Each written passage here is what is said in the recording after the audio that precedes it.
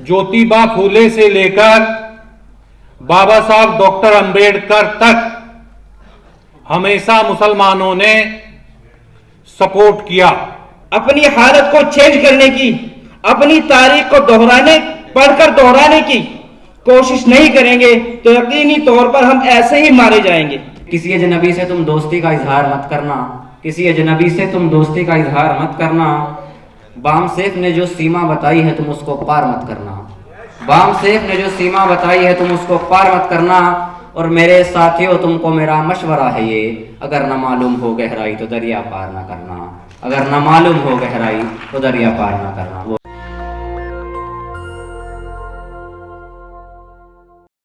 जो मुसलमान रहते हैं वो इस देश के असल बासिंदा हैं। मसावात इस्लाम के आने से पहले इस देश में कायम थी। हमारे पुरखे मसावात में यकीन रखते थे और जब इस्लाम इस मुल्क में आया तो हमारे लोगों ने देखा कि ये मसावात को मानने वाले लोग हैं और वो बड़ी तादाद में मुसलमान हो गए। ये बात कहने के लिए मैं यहां खड़ा हुआ हूं। साथियों, मुसलमानों में और मुगलों में अंतर है। ये बात अगर हम समझ गए तो हमारी लड़ाई एकदम आसान हो जाएगी। दोस्तों, हमारे लोगों ने हमेशा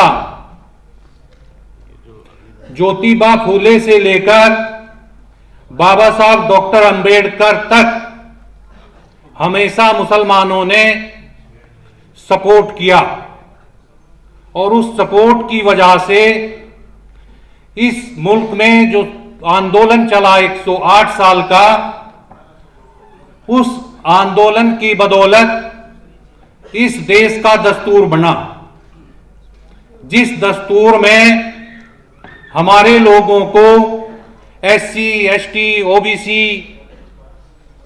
मुसलमान, सिख, ईसाई, बौद्धिस्ट, लिंगायत तमाम लोगों को हक अधिकार बहाल हुआ। साथियों, उसी तरह की सपोर्ट यदि हम इस आंदोलन को करते हैं जिसका नेतृत्व मेसराम साहब कर रहे हैं, तो मैं राष्ट्रीय मुस्लिम मोर्चा का राष्ट्रीय उपाध्यक्ष और उत्तर प्रदेश का अवाम सेफ का उपाध्यक्ष होने के नाते आप लोगों को ये यकीन दिलाना चाहता हूं कि आप लोगों को जैसे ही आप आंदोलन का साथ देंगे और ये आंदोलन जन आंदोलन में बदल जाएगा और साथियों हम लोग ताकत में आएंगे, आप तमाम लोगों को आपके हक अधिकार बहाल किए जाएंगे। अपने आप को तब्दील करने की, अपनी हालत को चेंज करने की, अपनी तारीख को पढ़कर दोहराने की कोशिश नहीं करेंगे तो यकीनी तौर पर हम ऐसे ही मारे जाएंगे, ऐसे ही हम पर जुल्म किया जाएगा। आज अल्लाह तबारक व तआला ने हमारे दरमियान एक शख्सियत मेसराम साहब को खड़ा किया है। ये अल्लाह तबारक व तआला की यकीनी तौर पर देन है। इसको गनीमत समझें, इसको नेमत समझें और इसको नेमत समझते हुए इनके साथ कांधा से कांधा मिलाकर खड़े होने की इस वक्त सख्त जरूरत है। हमें अल्लाह तबारक व तआला ने ये प्लेटफॉर्म दिया है कि हम आपस में इत्तेहाद पैदा करके और खुव्वत और भाईचारगी की मिसाल बनाकर इनके साथ खड़े हों और मजलूमों की आवाज को उन लोगों के कानों तक पहुंचाएं, बल्कि सिर्फ पहुंचाना ही नहीं है, उनकी जड़ों को उखेड़ कर फेंकना है। इसके लिए हमें अपने आप को तैयार करना होगा और सिर्फ तैयारी नारों से नहीं, सिर्फ तैयारी पैसों से नहीं, बल्कि अपनी जान की, माल की, इज्जत, आबरू की हर चीज की कुर्बानी पेश करके इस भारत को बचाना है, इस बुआ भारत के मूल निवासी को बचाना है। ये मौका है हमारे पास कि हम अपने आप को यकीनी तौर पर मूल निवासी बने। हम हिंदुस्तानी नहीं, मूल निवासी बने और मूल निवासी बनने के लिए हमें अपने आप को अपने आगे आना होगा, उन लोगों के साथ में खड़े होना होगा जो मजलूम का साथ देने वाले हों। यह याद रखिए, मजलूम का जुल्म सहना भी जुल्म है, जुल्म सहना भी जुल्म है। आज हम जुल्म सह रहे हैं तो हम जुल्म कर रहे हैं। ये नहीं कि हम जुल्म को देखते रहे, हमारी आंखों के सामने जुल्म होता रहे और हम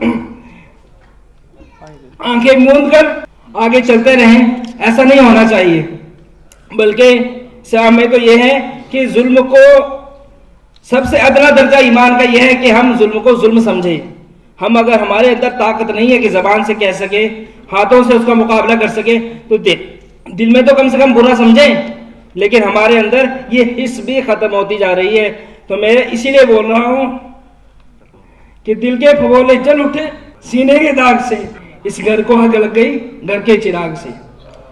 तो मेरे भाइयों, हमने ही अपने अपने घरों को आग लगाई है, हमने ये हालात पैदा किए हैं, इन हालात को ख़त्म करना है, इनके साथ खड़ा होकर इस्लाम को और कुरान को अपने लोगों तक सीमित रखा। ये हमारी बदकिस्मती रही कि हम इसका पैगाम दूसरे लोगों तक जिस तरीके से जाना चाहिए था हम लेकर नहीं जा सके।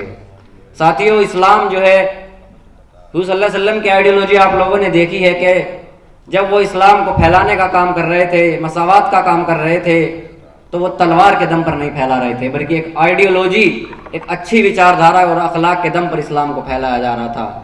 कि एक बुढ़िया जो हुज़ूर सल्लल्लाहु अलैहि वसल्लम के ऊपर डेली कूड़ा डालती थी, जब वो उसके घर से गुजरते तो डेली कूड़ा डालने का काम उनके ऊपर वो करती।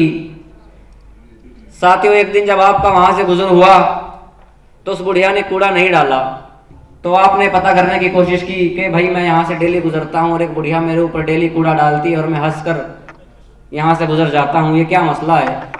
तो पता करने पर ये जानकारी मिली कि आज उसकी तबीयत खराब है, तो आपने सोचा कि चलो उसकी इयादत के लिए उसके घर पहुँच जाते हैं।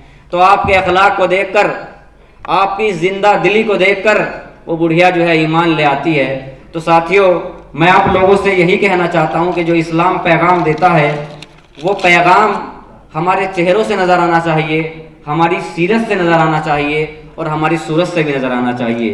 साथियों, ज़्यादा न कहते हुए बस मैं 2 मिनट चाहता हूँ कि लोकतंत्र में जो बोली होती है ना, वो गोली का काम करती है। अब आप जानना चाहते हैं कैसे। सन 2014 में मोदी जी ने 15-15 लाख का जो है अपनी बोली के जरिए से, अपनी जबान के जरिए से देश के लोगों को ऐसा गुमराह किया कि उनकी वो बोली जो है गोली से भी तेज काम कर गई और नतीजा ये हुआ कि सरकार बना के उन लोगों ने खड़ी कर दी। साथियों, अब साथियों आप लोग जानना चाहते होंगे कि बोली कैसे लोकतंत्र में गोली का काम करती है। तो बोली लोकतंत्र में गोली का काम ऐसे करती है साथियों, भी आप लोगों ने देखा होगा कि 29 सितंबर को यति नरसिम्हानंद ने एक बयान दिया, हुज़ूर सल्लल्लाहु अलैहि वसल्लम की शान में गुस्ताखी की। 5 अक्टूबर को हरियाणा में चुनाव होने थे। वो लोग चाहते हैं कि हम भड़काऊ बातें बोलें और हमारा एक बड़ा तबका, मुस्लिम समाज का तबका सड़कों पर आए, और जब वो तबका सड़कों पर निकलता है तो हमारे SC, ST और OBC के लोगों में एक भावना वो उत्पन्न कर देते हैं। वो उनको कहते हैं कि देखो आज इनकी ना तो सरकार है, ना ये सत्ता में है, ना सिस्टम में इनके लोग हैं, लेकिन फिर भी ये लोग जो है सड़कों पर इस तरीके से आंदोलन कर रहे हैं, ये सरतन से जुदा करने की मांग कर रहे हैं। तो जो मंशा RSS के लोगों की होती है उसको हम अपना भी पूरा कर देते हैं। तो साथियों, मैं कहना चाहता हूं कि हमें एक ऐसी जमात, एक ऐसी तंजीम से जुड़ने की ज़रूरत है जिसके पास वर्षों पुराना अनुभव है, जिसके पास सलीकामंद लोग हैं साथियों। और मैं कह रहा हूं कि जिसके पास ऐसे अल्फाजों का चयन करने वाले लोग हैं कि कौन सी बात कब कहाँ और कैसे कही जाती है, कौन सी बात कब कहाँ और कैसे कही जाती है, और अगर कहने का सलीका हो तो हर बात कही जाती है, अगर कहने का सलीका हो तो हर बात कही जाती है। साथियों, बस एक बात और इसमें एक विषय है कि भारत के मुसलमानों को अपने दोस्त और दुश्मन की पहचान न होना उनकी सबसे बड़ी समस्या है।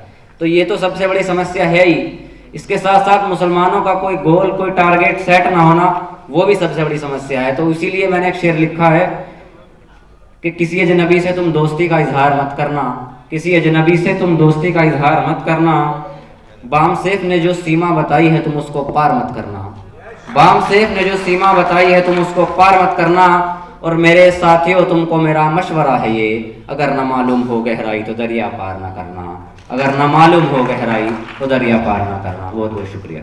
नेशनल दस्तक की आपसे गुजारिश है कि अगर इसको बचाना चाहते हैं तो नेशनल दस्तक को सब्सक्राइब करने के लिए रेड कलर के सब्सक्राइब बटन को दबाएं, फिर बेल आइकन की घंटी दबाएं। नेशनल दस्तक को बचाने के लिए बहुत ज़रूरी है कि हर खबर को शेयर करें, लाइक करें, कमेंट जरूर करें।